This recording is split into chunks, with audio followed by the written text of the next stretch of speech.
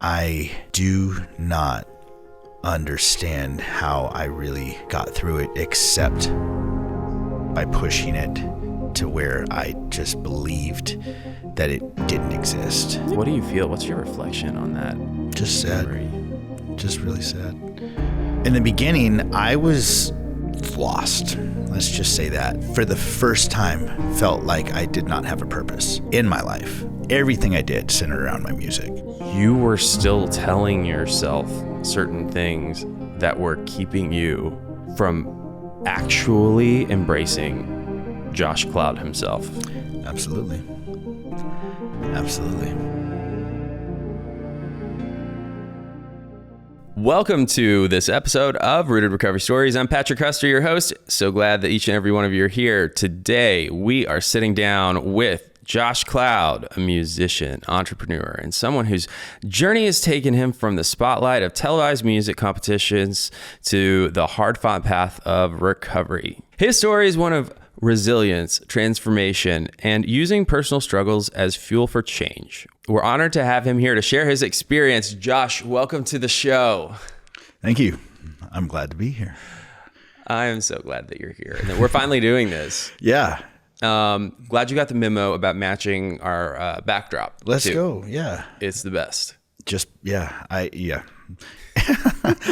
I'm nervous. Here we go. I know, and hopefully, I've got my first few questions. I want to disarm you a little bit because I feel like you're probably loaded and ready with some answers to these ones. Okay. So your journey in music has been quite dynamic. Can you share with us how that all began? It actually kind of began when I was in grade school. I was given a small singing solo part in the Christmas play. The way you just said small, is there still resentment that's unresolved? No, it was just like, it was one of those things that was like 2 lines. And apparently it made an impact because people came up to my parents afterwards. I don't come from a musical family at all. Literally nobody can sing. Nobody has any musical talent whatsoever. And they were like, you've got to get this kid in voice lessons. You got to start, shaping his craft and all that. And I was just like 3rd grade, like, okay, whatever. And so I just kind of was put into things to try to help develop, my skill. And it just went from that to becoming an actual passion. I was in a Broadway play in 6th grade, and when I was on stage in Hollywood, but on Broadway. Wait, what play? Joseph and the Amazing Technicolor Dreamcoat. Heck yeah! Michael Damian was the lead. It was a Wait, lot who was the of lead? fun. Michael Damian. Nice. He was a soap star. Yeah. But like Tom Hanks, Cindy Crawford, all these big names came and saw us. When I was on stage there at that big Pantages Theater, I realized like this is what I want to do with my life. So it was 6th grade. From then on, that was all I was focused on was music. Wow. Yeah. Was that would you say that looking back, that was the first place that you really felt a sense of a clear sense of purpose and direction? Absolutely. 1,000. I mean, I can almost remember the moment. It was just being on stage, absorbing everything, looking out into the audience, knowing my family was out there, and doing something that just came so naturally to me. It was perfect. And I was like, this is what I'm on this planet to do. I love that. So beyond that, you gained national attention through a televised music competition. Tell us a little bit about that and how it shaped your career in the entertainment industry and your music. So that was actually plan B. What? Yeah. My plan A was I moved to Nashville when I was 19 years old. I immediately landed into the hands of some very powerful and influential people here. We started shaping my career, kind of, paying my dues, playing around town, writing, getting my... Wait, I feel like we skipped ahead. So you said it's plan B. Plan A, what happened? Why did plan A... I was outed. At how old was this and what happened? 27 years old. And someone called my manager when they found out that I was gay. And Gotcha. Wait, but this is... Plan A was, what was plan A then? Plan A was to move to Nashville and become a country singer. Gotcha. Okay. Yeah. Gotcha. Sorry, I'm making you jump around and you were already going chronological. So audience, forgive me. Josh, forgive me. Keep going where you were because that made more sense than what I was asking. Yeah. Well, no. So when I moved here, the doors just started flying open. Big names in town wanted to work with me. Big artists were trying to work with me, songwriters, and I just was kind of going about my thing. I ended up landing great management and worked my craft. You know, they say it takes 7 to 9 years when you move to Nashville. It was year 8 that we were just ready to launch it. I mean, everything was in place, had the songs, had, you know, the meetings, the publishers, the record labels, all that stuff. And this human person decided that when he found out about me doing this, that he would call my manager and tell her that I was gay. Lo and behold, that same person, when I was 19, he was a professional photographer, a celebrity photographer. He sexually assaulted me. I threw him off me, told him, not interested, let's pretend this didn't happen. And so when he found out at 27 or 26 that this had been going on, I guess he had a vengeance that he wanted to take me down, even though it was never... So by that point, you had started to embrace your sexuality, but you were not out. Correct. And it sounds like this individual got super resentful that he was rejected. Correct. Back in the day. Correct. And was going to exact his vengeance. Yep. And he did. And so when that happened, my manager and I tried to navigate it. And she just, I don't think she saw a way. And she just slowly started pulling back. So that... What do you remember what year this was? This would have been 2006, 2007. Oh, hell. So that was like way before. I remember when Ty Herndon came out, which, I mean, I think he was the first like full blown male country artist to do that. Granted, there had been rumors swirling, right, for a very long time about him. And, but I mean, that wasn't until I think 2014, 2015. So I was just like trying to provide a frame of reference for those who don't know.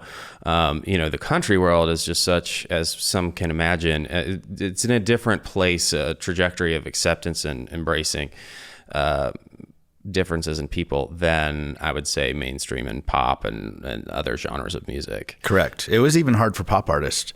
I was friends with several that they had to hide who they were. I mean, we had to sign NDAs when we would hang out with them.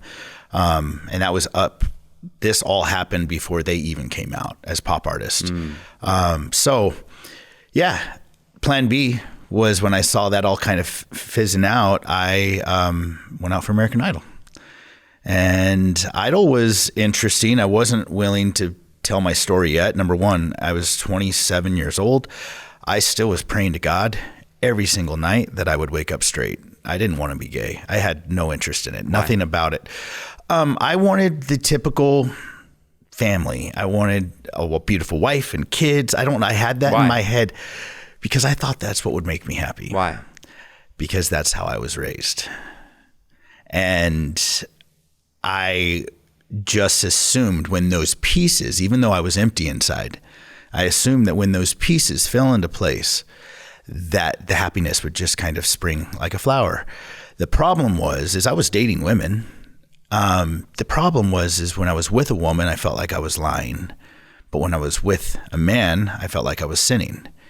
And there was never peace. Those two places, because I try to live the most authentic life.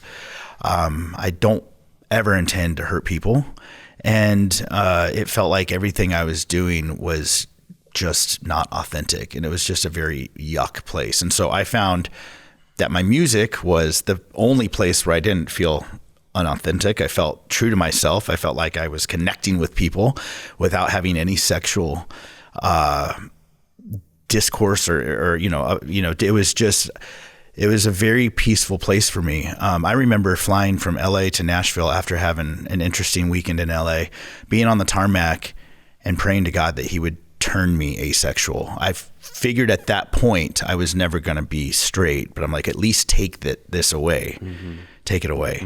Problem is I got a big old heart, and I have a lot of passion for people, and I connect with people in a way that it's real hard for me to put away those feelings, because I do care deeply for people, even strangers. I try to connect with. I love people. I don't know. It's weird. So did Idol, wasn't willing to come out yet, wasn't willing to tell my story. I happened to be on Adam Lambert's season, so he was the first gay Idol ever, and so I couldn't obviously stand up next to that anyways. But did Idol, went pretty far. Simon loved me. Paula hated me. The whole... Paula hated you? Yeah, she didn't like me. I think that... But probably because Paula sensed there was something inauthentic going on, and she's a big empath. She could. I don't know. And Randy was like, yeah, dog, I don't know. Yeah, I mean, yeah, sure. Okay. Yeah. And so I feel like that was just like Randy's feedback on everybody. I just people. was like, cool, dude. Thanks. So yeah, it was interesting. But after Idol, happened, I didn't make it, and I was honestly okay with it. It was a Hail Mary. I planned on coming back, recalculating, but back then Idol had us sign contracts, and in those contracts it said we could not sing anywhere for 3 years. And so I didn't know that. I was getting ready. Was that contract for anybody that even just auditioned at any level? Anyone that made it to Hollywood. So the only people that would be able to continue to sing would have been top 10. So like if you make top 10, they let you go sing. They encourage you to, because they're making money off you, but they're not trying to make money off the people that made it to top 34 or whatnot. There's not enough money to be made. And so instead of letting you go live your 15 seconds of fame on their coattails, they just shelved you. I don't believe that's how they do it now. But that's how they did it with me. And so when I got back to Nashville, I was asked to perform for a drummer's benefit because his house had burnt down. He'd played with me a couple times, and they were trying to pull a few local celebrities. I was a big name in town, a very big name in town. Yeah. And I was like, absolutely, whatever, exit in, let's go. And Idol called me the morning of, said, if you perform tonight, we will see you. And that's when my whole world... How did they know? Had someone on your team like reached out and said, hey, can he just do this? It's or did they somehow find out that you... Well, we were promoting it, around like saying, come to the show, raising money for house burnt down, that whole thing. And so I think between Fox and Idol and that whole... I think they just had people monitoring us because the show hadn't even aired yet. Idol literally had not even aired. Hollywood Week was like right before Thanksgiving, and Idol always used to air after the Super Bowl because that was like the biggest time slot. So this was in January, in between that limbo.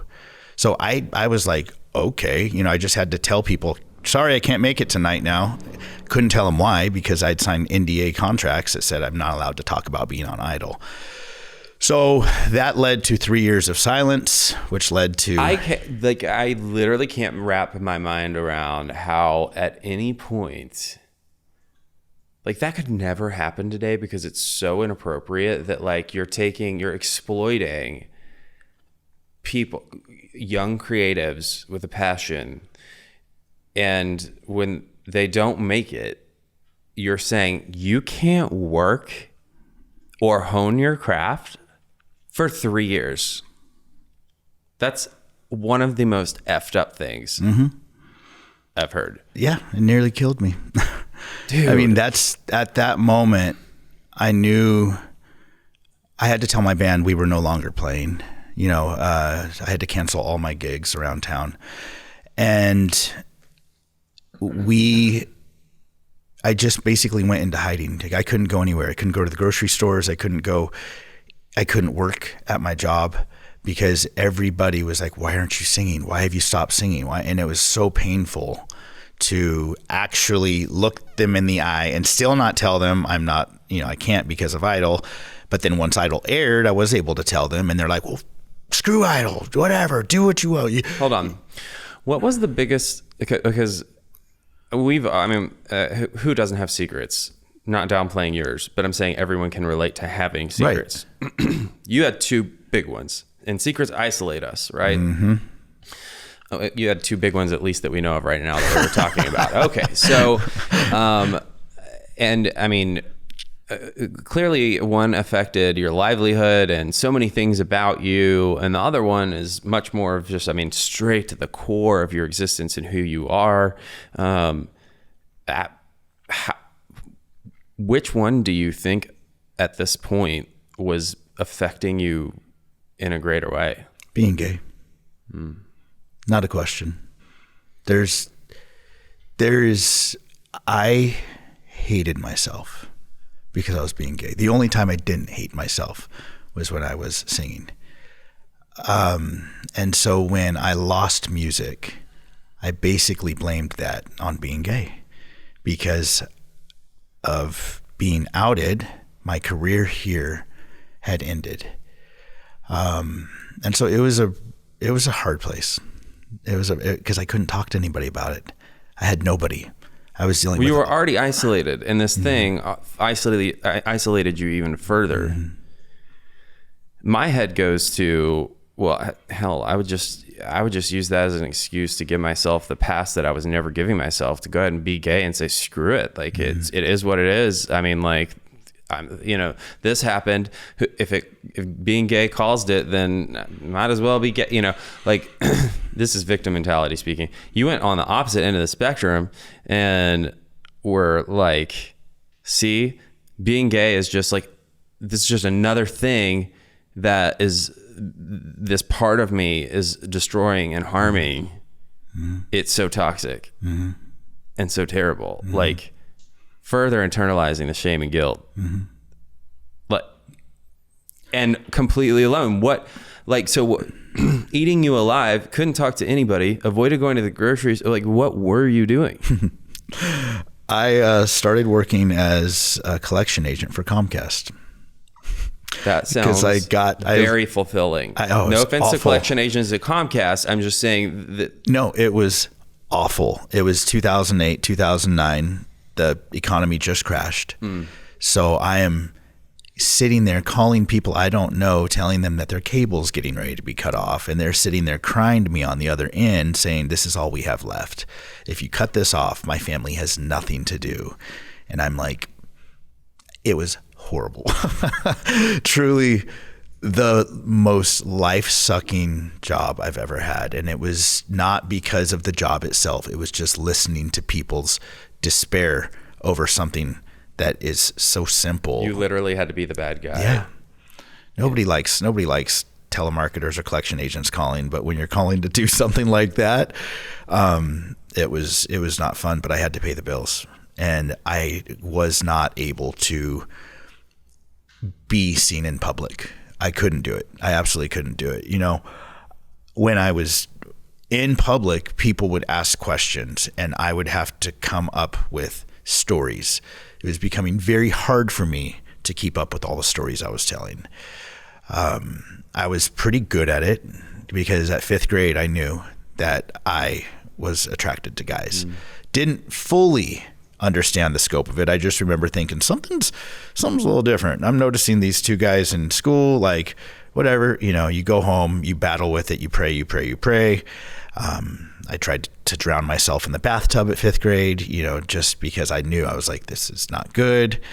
And then you grow up and you... Did you can't skip past that. What did you tell anybody about that? No. Did you get found? Nobody found? And you walk out of the bathtub as a 5th grader. You walk out of the bathroom, mom and dad, brothers, and everyone's hanging out. And you're just like... And so it started early. In junior high, I think, is when I actually realized it, because I had been talking to a very, very large-breasted woman all morning. It was freshman year. And this guy came around the corner at lunch. He's like, holy cow, have you seen blah, blah, blah, blah, blah's boobs? And I'm like, huh? No. He goes, what do you mean? You've been talking to her all day. And I was like, and that's when I was like, okay, God, turn my puberty switch on. I just thought my puberty hadn't kicked in. Even though I knew that I was having feelings for guys, I just thought my puberty switch hadn't kicked in. And the thing I never understood is if I wasn't born that way, why was I getting supernatural butterflies that I couldn't control? I wasn't doing anything to provoke those. But, I convinced myself God would wake me up straight and I'm going to be born again. If I was born this way, I'm going to be born again. And I don't have any ill feelings towards religion. I have a very strong peace about it. That was just the environment that I was raised in. And I have come to terms with that. Nobody tried to hurt me. Everybody thought they were doing what was best for me. And it resonated with me. I'm probably the person I am today because I was so engulfed in it. Christian school, church 3 nights a week, Christian college, and it all centered around music. Everything I did centered around my music. Scholarships, weekend plays, traveling groups. It was my thing. Man.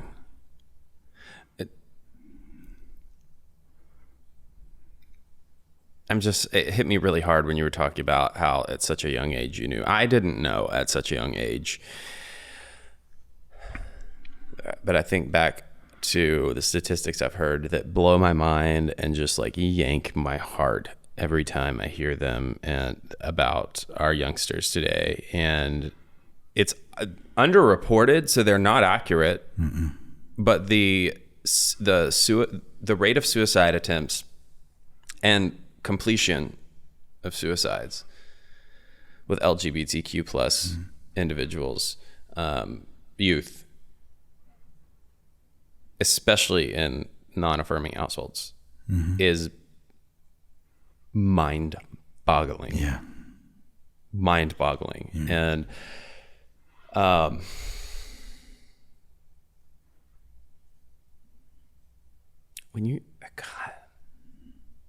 Josh, when you think back to, clearly you've got to remember not just that incident, but that day and that boy that was in the bathtub. And like, what do you feel? What's your reflection on that? Just sad. Memory? Just really sad. I look back at pictures from growing up and some make me feel good, but a lot really hurt because I see a hurting boy that was so alone, yet surrounded by so much love, but still so alone, so confused.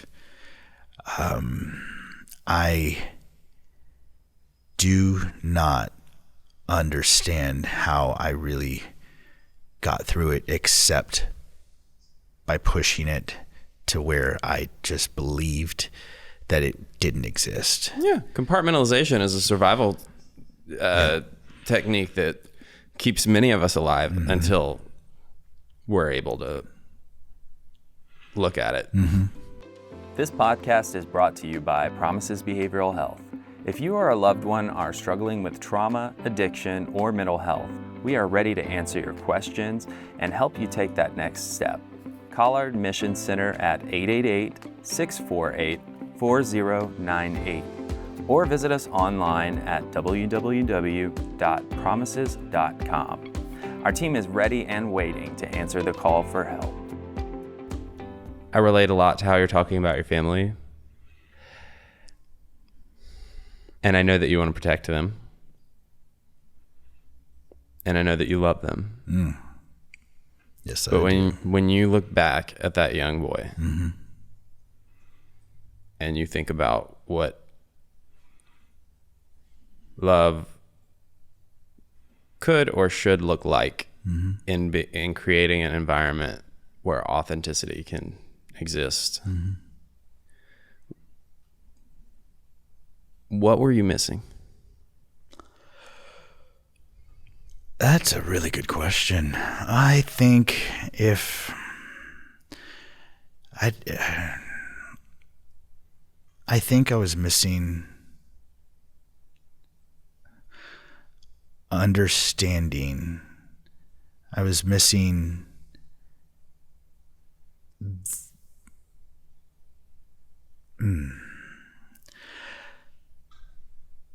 I don't think I was missing anything from my family. I couldn't have come from a better family. I really couldn't. And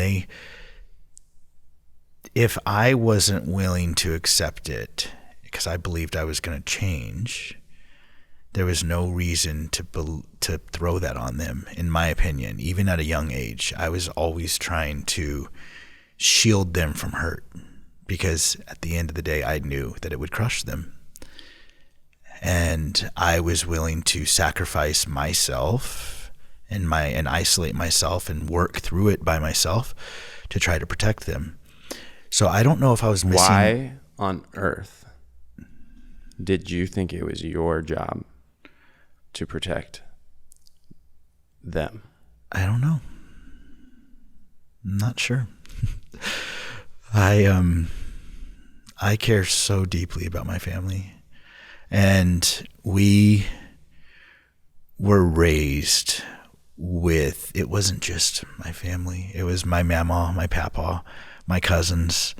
We are so close, and it was not disrupting the peace, not disrupting the flow, not disrupting our family dynamic. I didn't want any of that to change. Why? Because I loved it. I loved it. I absolutely have the best family memories. And back then, 1986, 1987, 1988, had I been like a little boy, which would have been mind-blowing to say I'm gay back then. Yeah. I don't know what would have happened. I don't know. I don't know if I would have been sent away to. Oh, you would have definitely been in conversion therapy. Yeah, 100%. Yeah. And I was scared of that. Even though when I got to my early 20s, I wanted to put myself in conversion therapy because that's how badly I wanted to change. The only reason I didn't put myself in conversion therapy is because I heard guys were going there, falling in love with other guys trying to get converted, and stumbling back even further. And so that literally is the only reason I did not sign up for Exodus. That's the only reason, because I'm like, not going to do that because I will fall in love. I'm lonely. Find someone else that's lonely and hurting. You connect. I lost the battle. So yeah, I was always scared to hurt my mama and papa as well. Obviously my mom and dad, my brothers and sisters, they are of my generation, and they think differently and stuff. But at the same time, I just didn't want to disrupt them. I didn't want to disrupt them. Had you seen an example of someone disrupting the family dynamic before? Just rebellious kids growing up, like, oh my gosh, I'm trying very hard not to say actual names. No, that's because I'm a big. That's how I recount everything is by names. But yeah, like X, they did this and they did that, and it's like the family is just devastated. And it's like, ooh, don't want to do that. That was it. I mean, I was raised in a pretty calm time where if someone ran away or was caught drinking at 10 or 12 or 15 years old, that was a really big deal. Whereas I don't know if it's like that now. Right. But I think that the part that I'm digging at right now, and thank you for letting me poke and prod, is that what you're talking about is like, follow me for a second and forgive me if I'm overstepping, but you, I think, have a tendency to minimize, and I can relate. Spot it, you got it, which is why I feel like I can say this to you. That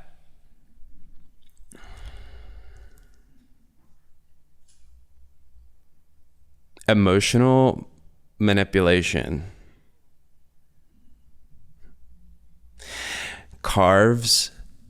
etches in stone so deep patterns that stick with us so long, which is why you're still unraveling them at what, 32 years old? Sure. But guilt, oh man, it is a one hell of a drug. It's one hell of a manipulator. But you layer guilt with the weight of your consequences will affect our entire family. And we're talking about something that was not verbally conveyed directly to you about a consequence that you better not do. It was an example that was lived out before you in such a way that felt loving and benign to you. But we're talking about and Josh's family, if you're listening, only love, but I'm telling you, coming from a family that this is my story. And this, I mean, almost every family we talk about, especially in America, dysfunction runs rampant and it looks so great on the outside. And so many of us grow up thinking, the people that come and sit in your chair right now, sit down, tell me I was raised in such a normal, loving family. And I'm like, all right, well, let's that tells me a lot I need to know about where we're going to go, because that just,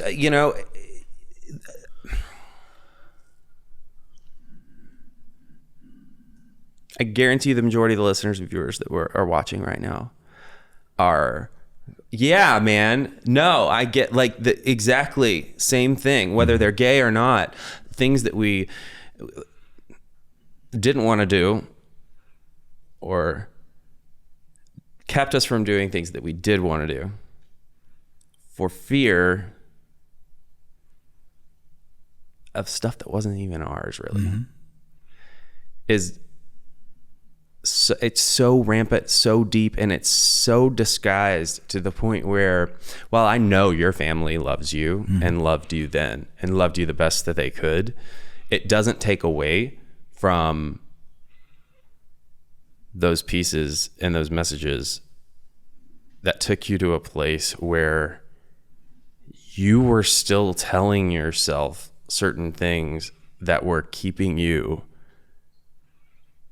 from actually embracing Josh Cloud himself. Absolutely. I there's a lot of that. I mean, I was at a young age told, if I ever turn gay, I will not be allowed home for any Christmas or holiday or anything like that. What age was that? Probably 6th grade. Why did someone tell you that? I'm guessing they could see. I was a very, very big choir boy. I would run around. I would run around in middle school and elementary school singing, because that was my thing. I would listen to Celine Dion and listen to Mariah Carey. And the firstborn. Dad was a incredible athlete. They take me out to play sports, and I'm just like, yeah, let's go. Let's not do this. These guys are a lot bigger than me. I was a kind of a late bloomer coming into my physical shape, and that wasn't natural to me. That wasn't my heart. I knew from such a young age I wanted to do music, and so that's all I wanted to do. And so I think I wasn't the typical young boy. I don't know if I was checking out boys. I have no idea. But somebody picked something up along the lines that gave them enough. If you ever turn gay, you're not allowed home for Christmas or Thanksgiving. And those were my two favorite things. And this was at 6th grade? Mm-hmm. All right. Now I've got to challenge something that you said. Yes. So we just spent however many minutes talking about how what was driving you was not wanting to hurt them and wanting to protect the family dynamic. Where I'm going to challenge that is, in 6th grade, you still want to come home for family gatherings and have a place to stay. Right. That's not about the family dynamic or keeping people feeling emotionally safe. True. There's more to that. Well, it's a big picture, but I think at the end of the day, it started with not wanting to hurt them, and I knew all that other stuff. The house of cards would fall. I knew. Even when I came out, the house of cards fell at the age that I came out at, which was when I got sober. But also good. I mean, sorry. Yeah. I mean, but that's the... Yeah, we're going to get there. Yeah. But you know, I couldn't skip past that without acknowledging, like, dude, 6th grade, you know, what is it? And Maslow's hierarchy of needs was being threatened from being pulled out from underneath you, like the whole hierarchy. If you were found out to be gay, that's a big deal. And I would say that that's much bigger than all the other, you know what I mean? So I mean, I think anybody would have done the same thing in your shoes. So, all right, moving forward, like,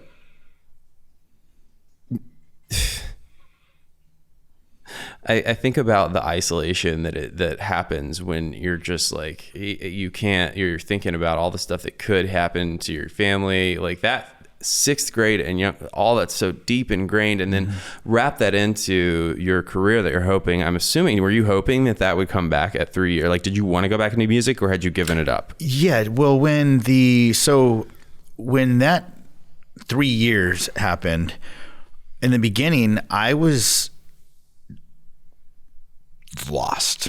Let's just say that. I for the first time felt like I did not have a purpose in my life. As a young kid, I knew exactly what my purpose was. For the first time, I did not feel like I had a purpose.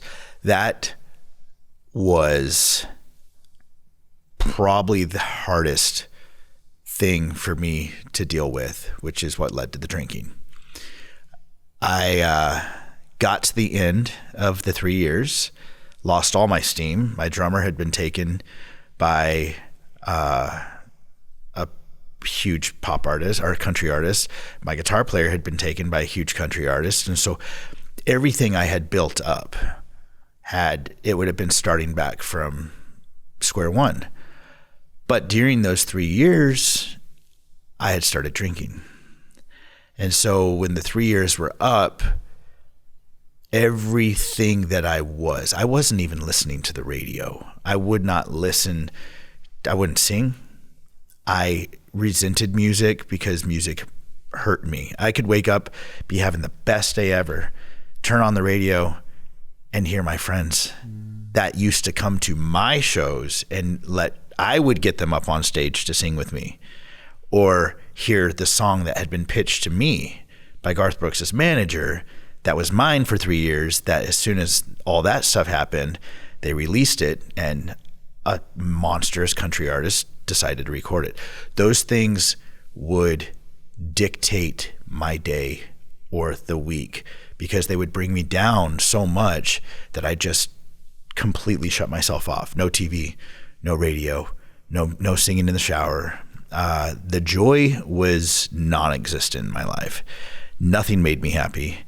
And the drinking was the only time that I felt like, I don't really care. You know, I'm okay. It'll be okay. Like, tomorrow we're going to stop drinking next week, and we're going to figure out a game plan, because you're a fighter, you're a survivor. Yeah. And were you, at this point, what did your social circle look like? Well, it went from being massive, because a lot of people were my friends because they thought, ooh, he's going to be something. A lot of people. And when I started pulling myself out, that meant not going out to the bars on Friday night, Saturday nights. And I'll never forget, towards the end of the 3 years, one of my very dear friends was on Dancing with the Stars. Her husband was one of my very best friends.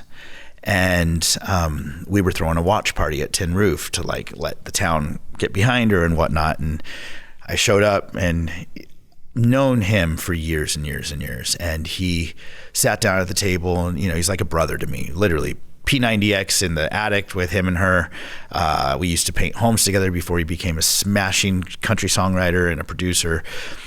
And he looked across the table at me, and with everybody sitting at the table, he looked at me and he goes, "What's wrong with you? You look awful." And I was like, ooh, because he hadn't seen me in a year or two. I saw myself every day. I didn't realize how puffy I was, how bloodshot my eyes were. I didn't realize any of that stuff. That was the moment that I fully pulled myself out of any sort of social scene here.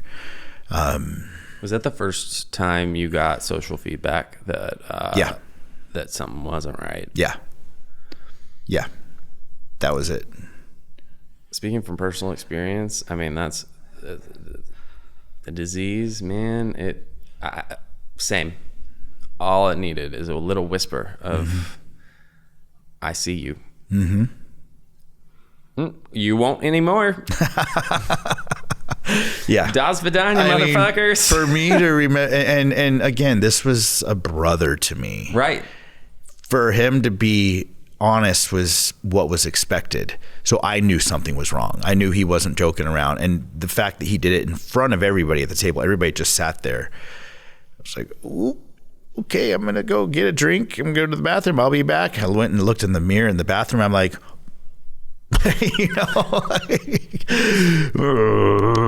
trying to, get things tightened up a little bit, and came out. And I don't even remember how the rest of the night went, but I remember going home and drinking my ass off and being like, we got to get this together. We got to figure this out. But instead of doing that, the answer that happened was just further isolation, right? 100%.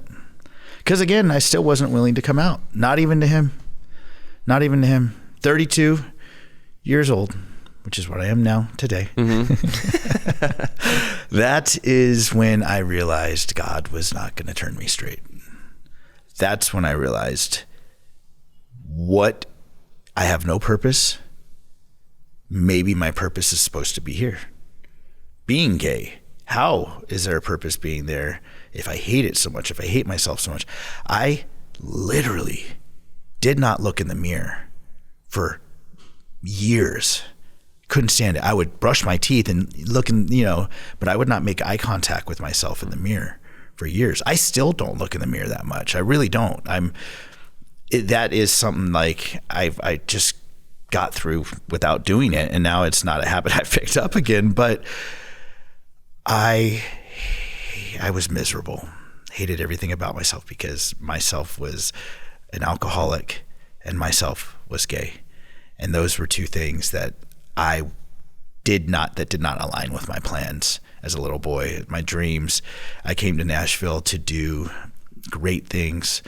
I wanted to be in music to help people. I wanted to be in music to deliver messages, powerful messages. Some of my favorite artists, Reba McEntire, Garth Brooks, big storytellers. And that was always kind of where I wanted to line up with. And I had, at that point, I was having a hard time getting out of bed. And if I did get out of bed, it was to go to work. And were you still doing the Comcast, or did you switch? No, I switched. I actually found a pretty wild job. An old roommate of mine had come over to my house. We had a bonfire in the back, and he goes, "Hey, this couple just moved from Minnesota to start up this company here. Can they come over? They're singer-songwriters." Because everybody in my life was always trying to nudge me to continue to do music. They were just trying to figure out a spark, like maybe this will help them connect. Because all they saw was depression. They didn't understand. Because they didn't know I was gay. No idea. So this couple came over, and we hit it off great. Just super sweet. They were fresh into town. I knew everything about Nashville.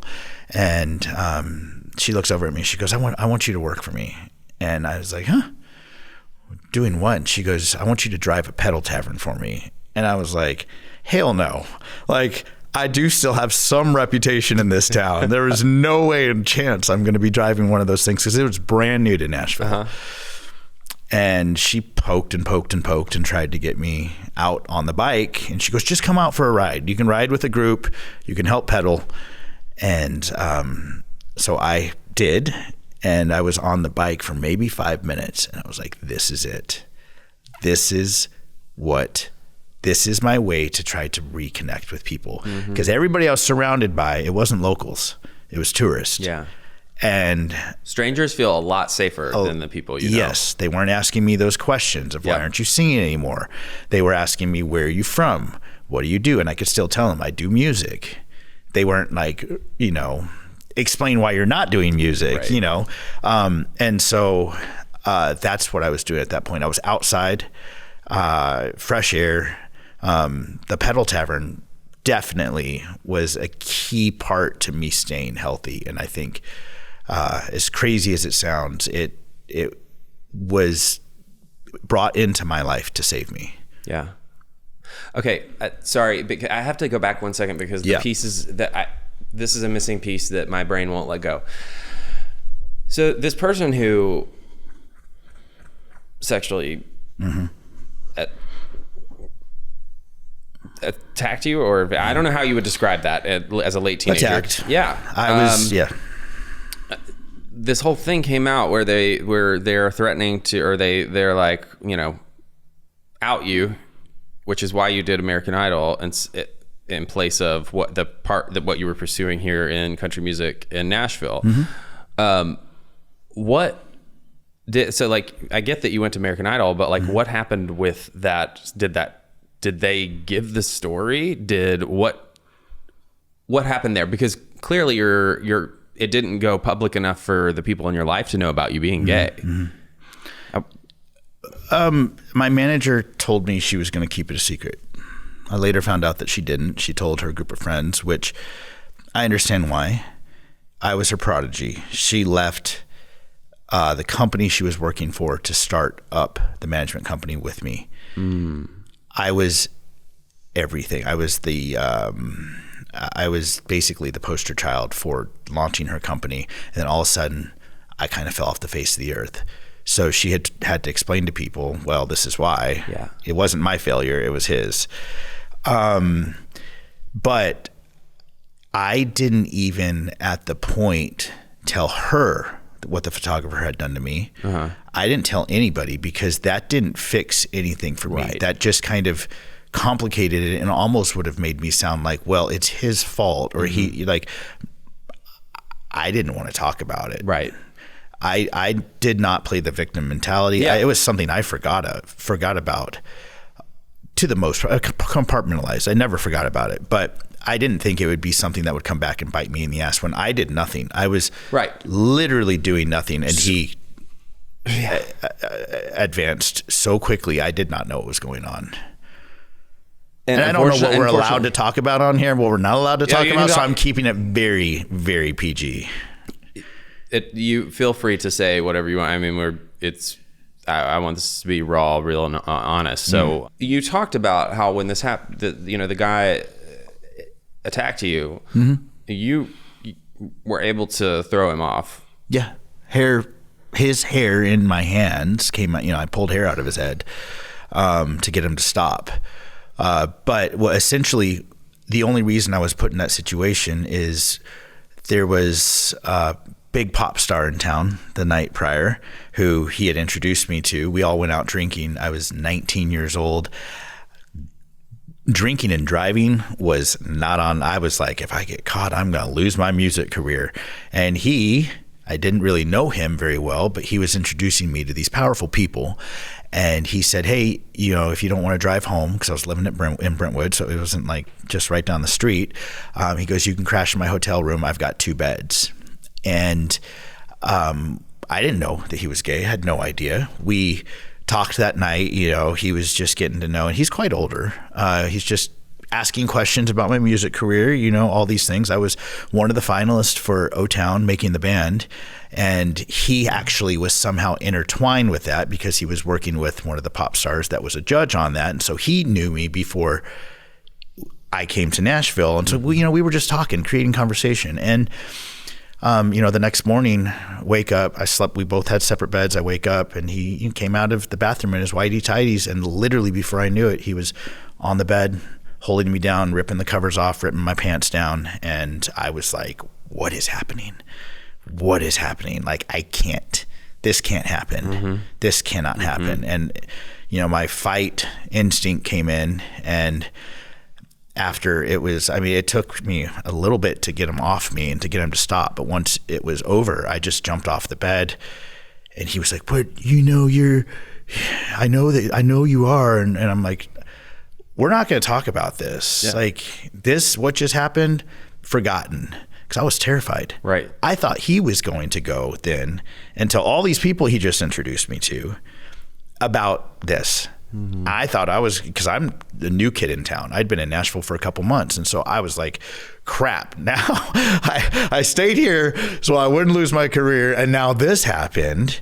And so we just need to pretend like it didn't happen. And so for the next few days, I pretended like it didn't happen. We had meetings and went around town and went to all these cool country music singers' houses and had dinner with them, and he's actually the person that introduced me to my manager.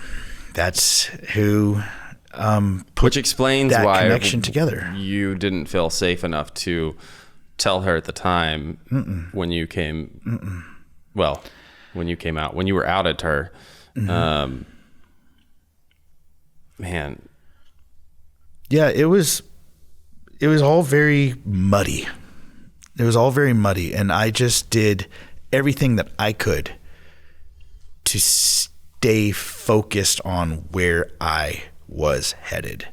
I knew if I continued to try to do the next best thing, I knew if I tried to get this gig and to write with this person or to write the next hit song, that eventually it was going to fall into place because that's how confident I was that this is where I was put on this planet to do. You'll hear celebrities all the time. J-Lo, I remember specifically right now, saying she always knew that she was going to be a singer. And I'm like, yeah, that's how I am. That's exactly how I am. I know for a fact this is what I'm going to do. I don't have a question about it.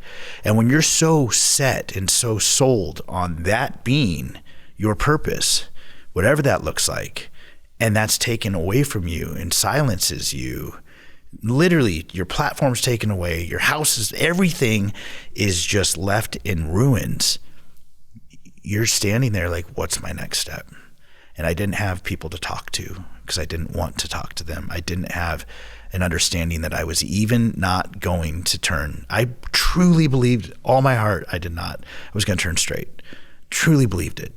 I was like, we can do this, God. Let's go. Yeah. Let's go. Yeah. And God and I had some rough conversations. I have cussed him more than I've cussed most friends. And it's I feel like, he's spoken back to me very gently, and I'm like, okay, but no, why did you do this to me? If this is what you've done to me, why did you put this in my heart as my passion? Because this doesn't go together. Country music singer and being gay doesn't go together. And if this was my story, how is this working? How is this going to happen? Make it. Miracles. Let's go. Let's go. Let's go. And nothing ever happened. And that just was a very, very lonely place. Yeah. Confusing too. Always paralyzed. Always paralyzed. The result being isolation, paralysis, and alcoholism. What brought all of that to a place where something had to change? So the last 3 years of my drinking life, when I was 32 to 35, that's when I realized that I felt like I had a problem, but I still was able to stop drinking. When I was going home for the holidays, I'd be able to stop without consequence, clean up my act the week before Christmas. When you say without consequence, you mean, did you not have any DTs or? I had the shakes. Yeah. Until I went into full seizure and ended up in the hospital. And where was this? So my family it was one time I was not able to get it under control. I went home for my birthday, and I was a mess. I was sleeping. I had the alcohol hidden under a little side table next to my bed. I was walking around with my Gatorade bottle, drinking vodka and Gatorade. So at this point, you had conceded, yes, I can't, like, I'm not doing the whole sober while in California thing. Yeah, I couldn't. I couldn't. Everything was a mess. Every time I stopped, I would get sick. So my sister-in-law and, some of my family members came in to the bedroom when I was sleeping, middle of the day, 2:00. And they were like, Mom and Dad's getting ready to come in. Just letting you know, be prepared. We love you. We love you. We're here for you. Something's not right. What do we need to do? And they were like, where's the alcohol? Let us get that out of here at least before your parents see it, because they didn't want my parents to see that. And so I was like pointing to the side table, and I was going through probably about 1 liter a day of vodka, maybe more. I wasn't measuring it. I just was, when I got to half a liter, I would panic. I'm like, time to get to the store right now. Like, we got to go. I can't remember. Is a liter a handle? Yeah. It is? Yeah. Okay. Yeah. We were right on the same. 1.5 is the big boy. Yeah. We were right on the same trajectory towards the end. It was a lot. Yep. And so my mom and dad came in, and they were just telling me how much they love me, all through tears, lots of tears, lots of crying, telling me how much my nephews and nieces idolized me, how much they needed me, all things that I understood. They weren't saying anything I didn't know, but having them know that I had a drinking problem at that point made it a little easier. And so my mom said, we would like you to stop drinking. And I looked at her. I said, it's not safe just to cut cold turkey. Well, my brother just graduated paramedic. He's a firefighter, LA County firefighter. He just graduated as a paramedic like the week before. And so she's like, Cody's going to stay here tonight. I'm going to stay up with you. We're going to get you off this. And it wasn't even 12 hours later. I was foaming at the mouth. I was convulsing. She was leaning over to try to feed me some coconut water because everything was coming up. It was bile coming out, just nothing left. And that's where it all went black for me. The next thing I knew, I was being pushed out of the house on a stretcher. Hold on. This wasn't that long ago. And I know for sure that in just about every medical school, like, they don't go over everything as much as they should, but people know enough to know you don't cold turkey especially a paramedic. Why did your brother not know, like, at the point where you're starting to shake or foam at the mouth, like, even the old folks back in the 70s, 80s, and 90s when we were detoxing people, quote unquote detoxing people, they knew that it required you, like, spoon feeding, like, tiered amounts of liquor down so that someone wouldn't go into is this a question my mind is like, how on earth did we get here and have a medical professional literally in the room? I've never really thought of that. I just think that if I had to answer just without thinking about it, my answer would be they had no idea how much I was drinking. They had no idea how bad it was. And when they were seeing that, they probably were panicking. We've never talked about it. We've never sat down and been like, remember that night when you were, and so that's my guess, is they just didn't realize how bad it was. Hold on. You just celebrated 10 years sober. Almost. Getting there. What's your date? September 15th. No, September 25th, 2015. Man. So I'm so excited for 9.5. So yes, a very long time. Yes. Y'all never talked about okay, continue. So I woke up being pushed in, like, basically I remember being pushed into the ambulance. The next thing I remember was being in the hallway of a hospital in a hospital gown, and that's when I started hallucinating. I had this image that I was being tied down to a pool table and someone was trying to stick a pool cue up my ass. And so I was fighting with everything in me. Well, what I was being held down by was 5 or 6 nurses. I remember looking up and seeing my mom at the end of the bed, far enough away so the nurses could do their thing, crying, saying, "Josh, stop, please stop, please stop." And I thought I was being tied down, and so I was fighting for my life. And I remember someone coming in and injecting my arm, and then I was asleep for a few days. And so when I woke up from that, there was lots of questions where I was. Everybody kind of had an understanding how bad it was at that point, and they asked, "Do you need to go to treatment?" I said, "No, I got this." I didn't know what I was dealing with. I really didn't. And so stayed sober, came back to Nashville, had no intention of drinking. I actually had agreed to do a celebrity bartending ladies night. I was still trying to be straight, and so they had the Chippendales performing that night. And I still had a name, even though I wasn't bartending here anymore. I still had a name in the industry. And so I said, sure, went and bartended. And I was Mr. Shot King. Like bartending, if you came in while I was bartending, we were doing shots. Didn't drink all night long. At the end of the night, the bartenders poured us all around, and they handed me one. And I was like, no, I'm good. I'm going to take the trash out.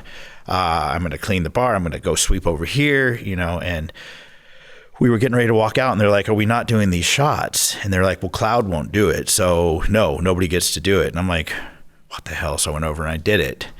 A couple of days later, I'm drinking some beers, and it probably was a week and a half, 2 weeks later, I was back at the vodka. And it was a few days after that my work was like, what's going on? Take 2 weeks off and figure your stuff out. And that's when I looked at them and I said, I'm gay. I need to find someone to talk to. I have to, because I can't do this by myself anymore. And they were very shocked to hear me say that. And then I told my roommates I was gay, because obviously I was going to be home from work. And then I told one of my very best friends, Paige, that I was gay. And so those 5 people, who were all very close in my life, I didn't have a lot of people super close, but they were talking behind my back while I was at home trying to figure things out. I just was drinking my ass off on the couch, because I literally at that point was like, I've got nothing left. Sure. My prayers 6 months before that had gone from God, please save me, to God, please don't wake me up in the morning. That was, and that prayer was authentic. Mm-hmm. That prayer was, that was between him and I did not want to wake up. I didn't want to commit suicide, because I didn't want that to be how I went out. I didn't want to hurt my family. And I figured if I just die in my sleep from drinking myself to death, that's going to be less painful for them. But I wanted to be out of my misery. I was tired of it. I couldn't do it anymore. It was everything I could do just to fight to get behind the wheel of a car with alcohol in my system, so I wasn't shaking, and get to work. And then slowly drink throughout the day as soon as I start shaking. Not enough to be drunk, but just keep it in my system. Baseline. Yeah. Yep. And at that point, when so now 5 people knew I was gay, I uttered the words. I told myself growing up, as long as I don't say it, it's not going to happen. So I finally uttered the words to somebody, 5 people. And a week into it, they had decided to try to help. And so they came over. They had a very small, peaceful intervention with me. And I told them before it happened, because they blocked my car, and I said, whatever's getting ready to happen here, we have to be on the same page. Like, I will still leave. I will leave this house. You will never see me again. And they're like, we love you. We just want to talk to you. So I sat there and we listened. We talked. I think we had like P.F. Chang's for dinner, and I was this big, puffy, and like alcohol in my system, and they sold it to me. Hold on, for anybody who doesn't know or hasn't been part of an actual intervention, for the person receiving the intervention, it feels, I can't speak for the other side because I haven't done one as a family member or loved one. I've helped as a professional, but not. But speaking as a person being intervened on, 1 minute feels like 30. 100%. Yeah. So when you say we had dinner and ate P.F. Chang's, I'm going, Oh my God. That must have felt like an eternity. How did you not get up and run away? Well, I felt safe with them. They were the only people on this planet besides the guys I'd hooked up with that knew me. The only people. And so I felt safe, and they knew my request. My request was, find me someone that can help me understand being gay or that can help me turn straight. Those were my requests. So they came to me and we had dinner, and then they pitched this place to me where I could go and talk to somebody. But they said, hey, it's not therapy. We think you need more than 1 hour a week or 2 hours a week. We think you need to be surrounded by people. And I was like, okay, what does that look like? And they just very slowly dropped these pieces and said it's 24 hours, but listen, Pete, who owns the Pedal Tavern, he's going to pay your first month's rent. Your roommates are going to watch your dog. This is taken care of. This is taken care of. What do you have to lose? And I'm like, okay, this is kind of what I wanted to do for conversion camp. And so they said, here's the place, Cumberland Heights.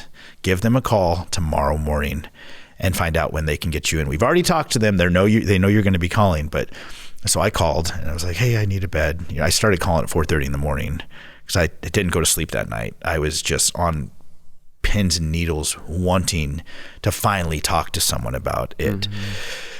And they were like, no, call back. Called at 6 a.m. Still, they weren't ready. I think it was like 8:30 or 9. They were like, we're going to call you back when we know.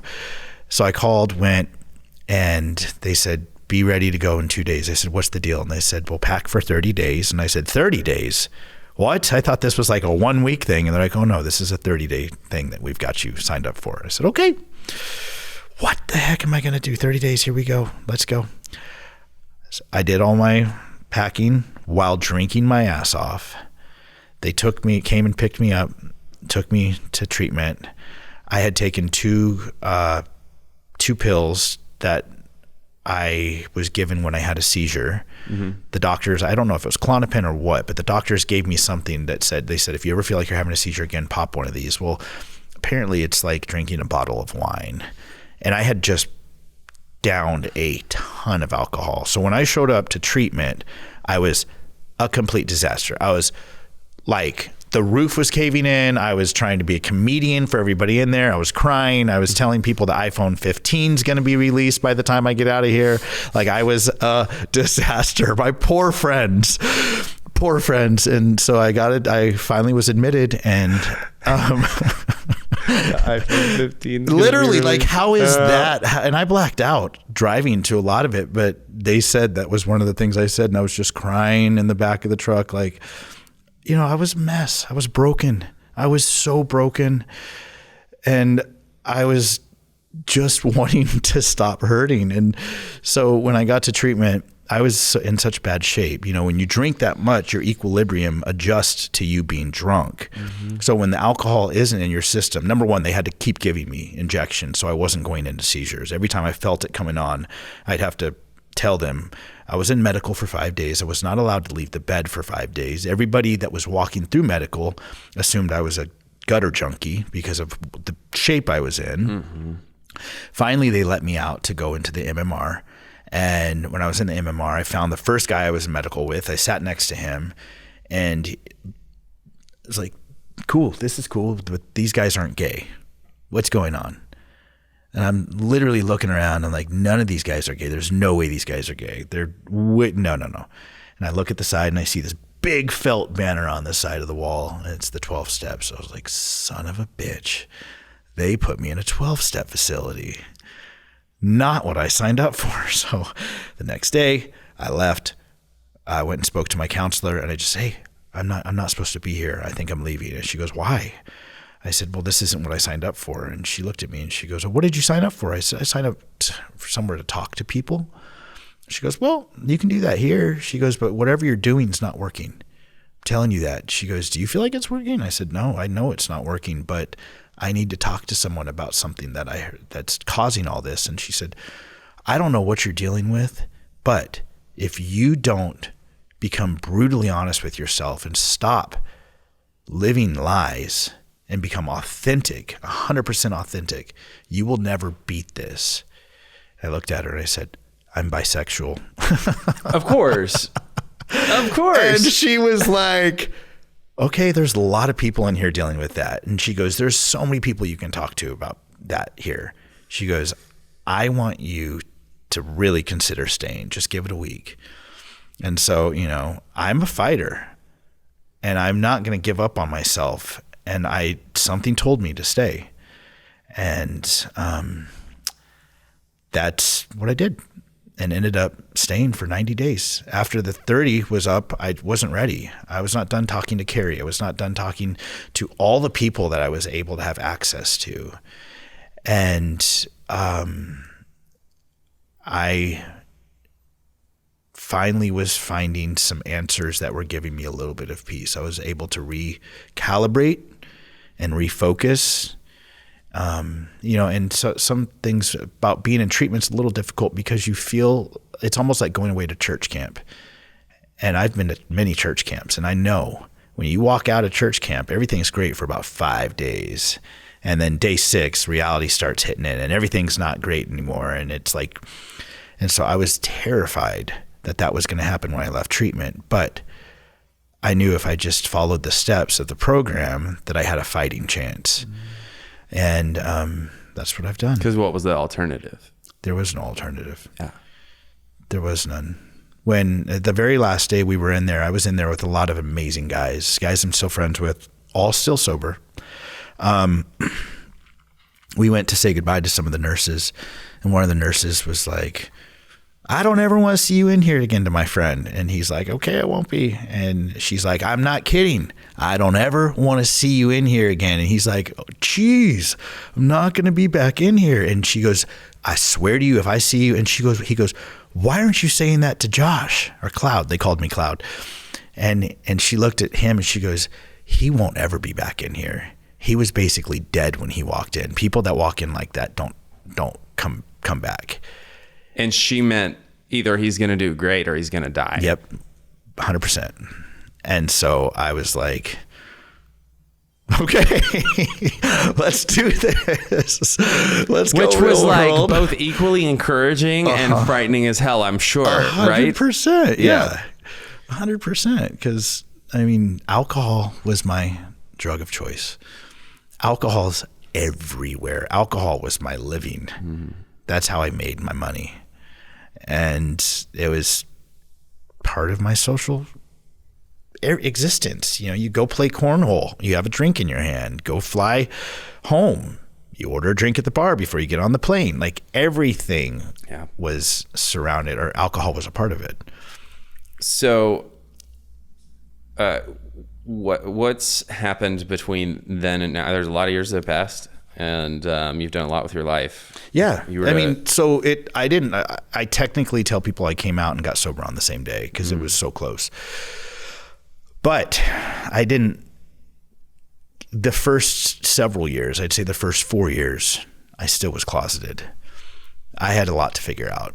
When I was in therapy for the next few years, I had been in therapy for a long time. And to sit here and say, my name's Josh Cloud, I'm an alcoholic, just, but to sit here and say, my name's Josh Cloud, I'm gay. My therapist was like, you still look disgusted when you say that after all this time. You have got to undo all the things you've done to yourself as far as the hate. You have to. And so that's what I worked on. Lots of self-help books, lots of encouraging things. I still, vision boards, writing out your affirmations in the morning, your goals. Those are the things that help keep my mind right and on track, because I'm still trying to find my new purpose. I don't know if music is going to be part of that. I would love for it to somehow be. I hope that journey never ends for you. I think that's one of the gifts that sobriety has given me, is the losing that illusion that the search for my purpose is something that happens and then I have it, and then that's just what I'm continuing the whole time. Mm-hmm. Instead, it's like, no, keep that light alive, because the purpose is never ending and it's going to consistently change. Mm-hmm. I think that's one thing that's been so special about watching your trajectory.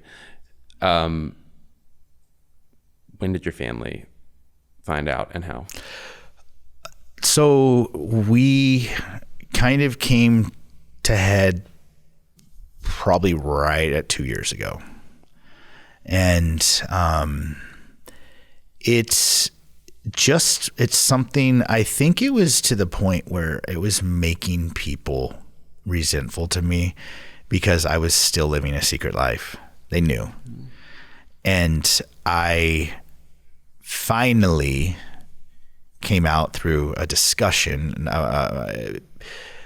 There were comments on my Instagram page that was making my family members uncomfortable because guys were commenting on being handsome, and that they did not like that. And they asked me to tell them to stop. And I told them I cannot stop asking them to do that. I'm not going to tell people what they can and cannot say on my page. Mind you, this is when Josh was 32 years old, even though he's 32 today. A full ass blown adult. Yes.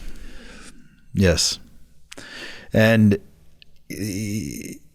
as a full blown ass adult that has a huge heart and that just wants to love, my missing piece is finding a partner. And so when somebody shows interest in me on my social media, I'm not going to stop. That's my only outlet. I really don't go out. I'm too busy with work and, gym and just my small group of friends. So yeah, the loneliness is deafening in my life. It was deafening then, it's deafening now. And to have someone say, hey, you're so handsome, that who knows where that was going to lead. I wasn't going to tell them, no, you can't say that, or I'm going to remove you as a friend because it makes my family uncomfortable. They're just being kind. Correct. Good point. Good point. So I told them I'm just going to have to block you. And the response back was, I will pray for you. And I'll pray for your decisions in your life. And I'll pray that that you find happiness. And my response back was, please pray for me. Because I've been praying for myself since 5th grade. I've been praying for God to change me. I've been praying for God to help me. I've been praying for this little boy to feel accepted and loved. Please pray that this boy that you helped cultivate into the man that I am today with the heart that I am, please pray that I find someone to love, because I've got a big old heart that wants to give my love. And, there's a few more things said with that. And the message was loved. I removed them from my Instagram so they didn't have to see it, which was so hard for me. But that was the only way. And it's just now something that we don't really talk about, when I go home. I told the brothers and sister and all that. My sister knew. She saw me on one of the apps when we were on vacation. She saw me swiping left and right on Tinder. And so she confronted me a couple days later, and I was like, yeah, I am. And she's like, okay, cool. Yeah. But that's where that went. And that's where we're at now. It's just, we don't talk about it. I don't have a guy to bring home. I go home, I'm Uncle Josh. I've got 10 nephews and nieces under the age of 13, and I'm a superhero at home. And so I get to go home, and that's who I get to be. I don't have to be anybody else. Mm-hmm. And, I've always said being gay doesn't define me. It's just no different than you having blue eyes. It's a part of you. Yeah. It's something that makes you unique. It's something that makes you beautiful. And me being gay is something that I've had to understand and come to terms with, but it doesn't change my heart and who I am. It's just given me a much different path that I've had to walk than a lot of people have no understanding about. They can't relate to it. None of my family members can relate. And so I don't really have too much interest in trying to talk to them about it, because it's falling on, oh yeah, I can imagine, or yeah, it's just. Is there any part of this episode that if they listen or watch, they're going to hear for the first time? And you'll have some type of sense of relief that you didn't have to say it to them directly. I think anybody, the story that I've shared today, I don't know if 10 people on this planet know. I don't. I feel like there is so much confusion as to why my music stopped. Nobody asked questions. It's a pink elephant in the room. It was around 32 when people stopped asking, how's music going? That's when things started really going downhill, you know. And so, yeah, everybody's going to hear everything for the first time. Nobody has any idea of any of the stuff I've shared today. I want to take a minute to encourage, recognize, and applaud your authenticity and bravery in doing what you've done today, because I know you were nervous as hell. I'm sure you're probably nervous for this episode to come out, but I am so grateful because the power, and I know you know this, the power behind what you've shared has the potential to, and is absolutely going to save an amount of lives that you will never know. I hope it does. I want to be a resource for the people that were or are in my spot that I was in. Mm-hmm. And I don't know how to get there. And so I really hope it does, because there's hope. There right now, those people cannot see the hope. Yeah. There's no, they don't even see, they're in a cul-de-sac just doing circles. There's no out. But they're here right now, and you just provided them a glimpse, even if it was just part of your story, Josh. So thank you for that. Absolutely. I love you, friend. I love you. Really grateful for you. I'm glad that you were that latter alternative that the counselor said he's not coming back, because you chose life. You chose to keep going. Man, you're shining, and I can't wait to keep watching you shine. So what are you doing right now that you're excited about? So I have taken my experience of being on the road and in the tourism industry here in Nashville. I've created my own little party bus adventure, which is unique and unlike anything else pretty much in the world. It's a party bus with a stand-up comedy tour with 2 drag queens leading the charge as you roll through the streets of Nashville, Tennessee. There's games, icebreakers, all kinds of wild, fun things, and it's just an all-around feel-good experience, which we love. People getting off the bus being happy. I had no idea about anything about drag before I started it, and I just knew that drag made people happy, and I knew a lot about the tourism industry, and so here we are. It is, and I just have to say, as we wrap this up, you can see we're gonna have all the links below, but like, it's called the Big Drag Bus, and y'all, it is so much fun. It is all the things you can imagine. It's loud. It's just so positive. I live downtown, and I can look out my balcony multiple times a day, and I get to see and wave down at these happy people that are having the time of their life, having like happy, healthy entertainment. So if you come to Nashville, you have got to incorporate this experience into your time, because it's just it's just so worth it. So awesome. Check out the Big Drag Bus. Yes. If you want to connect with Josh, we're going to have all of his stuff listed below, so feel free to do that.